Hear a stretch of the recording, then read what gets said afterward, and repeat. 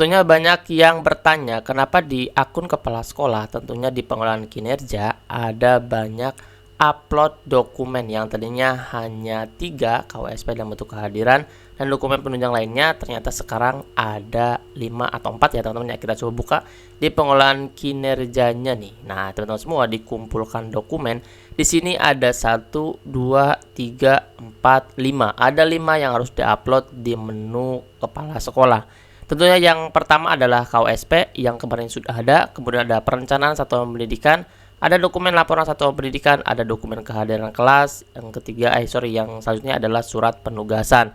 Nah, teman-teman kepala sekolah jangan khawatir kalau misalkan ada 5 unggahan atau 5 dokumen yang harus dimasukkan di dalam kelolaan kinerja di akun PMN kepala sekolah.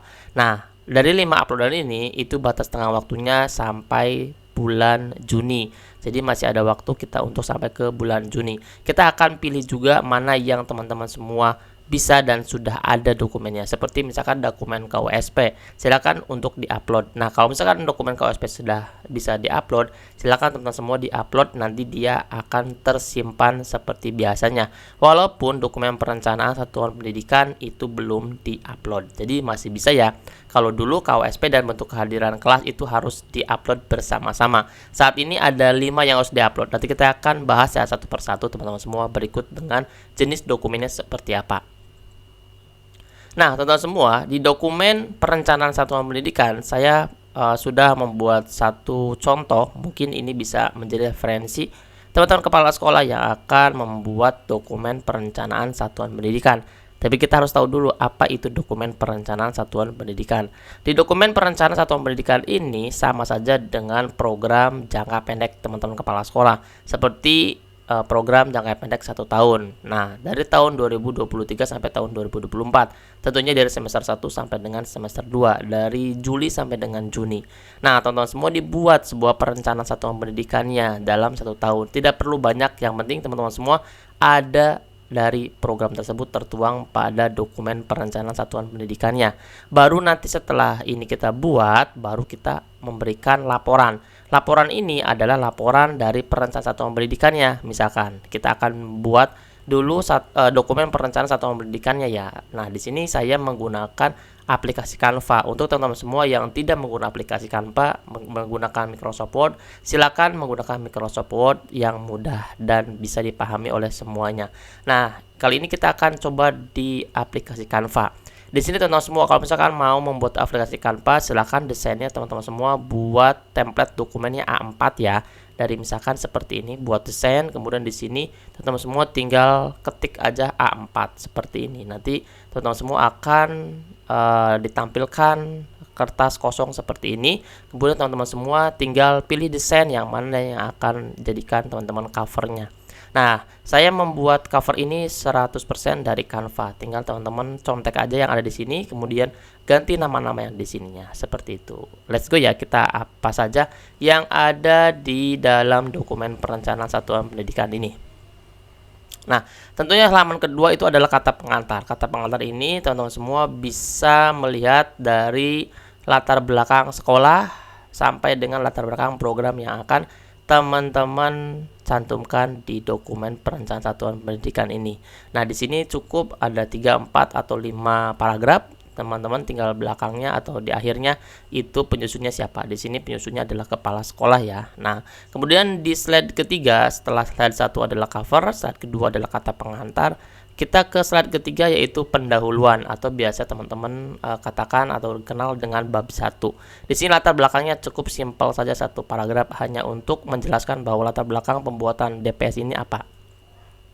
Kemudian tujuannya apa, kemudian fungsinya apa. Cukup 1 lembar itu membuat 3 latar belakang, tujuan, dan fungsi. Nah, ketiga ini teman-teman semua yang penting memuat daripada laporan perencanaan tersebut. Kalaupun banyak-banyak, kalau tidak berkaitan dengan perencanaan, nanti akan membuat teman-teman menjadi pusing juga. Yang penting teman-teman semua simpel dan bisa terbaca oleh rekan guru yang lainnya, karena untuk dibaca dan dilihat karena programnya adalah program bersama. Nah, kemudian di slide keempat atau page keempat itu adalah inti atau bab 2. Di sini ada visi dan misi sekolahnya. Ini tentunya teman-teman tinggal copy paste aja ya teman-teman ya. Copy paste daripada visi misi yang ada di sekolah teman-teman. Kemudian ini identitas sekolah. Di sini identitasnya masih sederhana, teman-teman tinggal masukkan aja, bisa menggunakan alamat atau di sini dilampirkan Google Maps-nya supaya teman-teman yang melihatnya itu bisa terlihat jelas di mana identitas sekolah teman-teman semua. Nah, kemudian slide kelima atau P5 ini masih inti, yaitu identitas pegawainya. Silakan semua gurunya dimasukkan saja dari nama, NIP, dan tugasnya seperti apa. Ini adalah identitas pegawai, bagian daripada identitas dari sekolah tersebut. Kemudian slide berikutnya adalah baru program sekolah. Yang paling inti adalah ini. Nah, kalau misalkan teman-teman sudah mulai pada program sekolah ini, teman-teman buat sasarannya 8 seperti ini boleh. Kita akan buat ya, karena misalkan kalau sasarannya saja kita belum paham, maka kita akan sulit menggunakan atau menjabarkan jenis kegiatannya. Jenis kegiatannya tidak begitu banyak supaya bisa terlaksana dalam 1 tahun ini. Nah, sasarannya bisa pertama adalah pengembangan kompetensi lulusan. Itu jenis kegiatannya apa? Yang berkaitan dengan kompetensi lulusan. Di sini ada 2, penambahan jam pelajaran, pengadaan buku latihan soal. Kemudian sasaran yang kedua, pengembangan kurikulum. Silakan di sini tentang menyusun dan mencetak kurikulum KUSP, menyusun dan pembuatan kalender pendidikan di sekolah, menyusun jadwal pelajaran, menyusun KKM, menyusun program bimbingan, penyusunan kegiatan ekskul. Di sini teman-teman semua mencantumkan kegiatan yang memang akan terlaksana di dalam 1 tahun ini.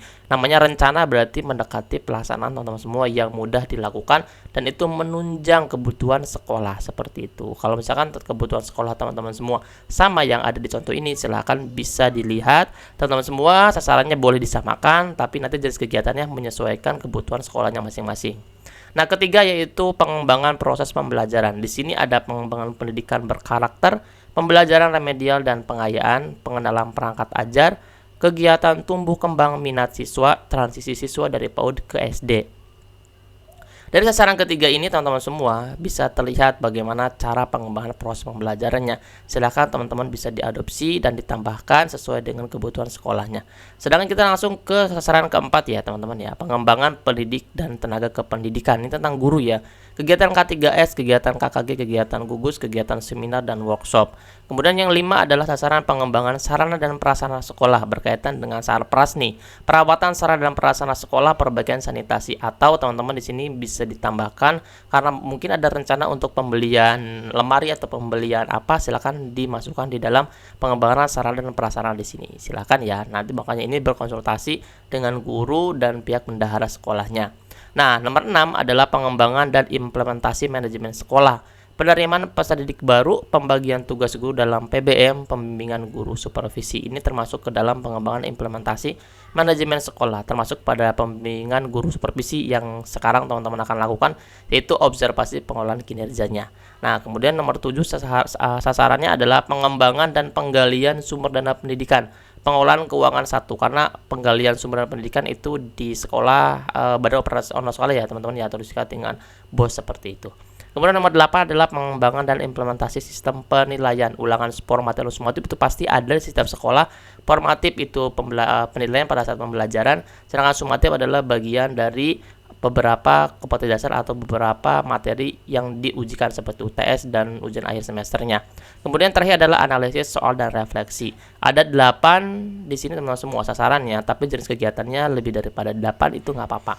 Nanti kalau misalkan 8 ini dengan jenis kegiatan ini tinggal tambahkan satu teman, nanti ditambahkan di pas pelaporannya di sini jenis kegiatannya. Misalkan penambahan jam pelajaran ini berapa, tanggal berapa, atau misalkan bulan apa dilaksanakannya. Boleh nanti disertakan dengan foto kegiatannya. Itu kalau di pas pembuatan dokumen laporan satuan pendidikannya, karena kita akan lagi bahas tentang dokumen perencanaan satuan pendidikan.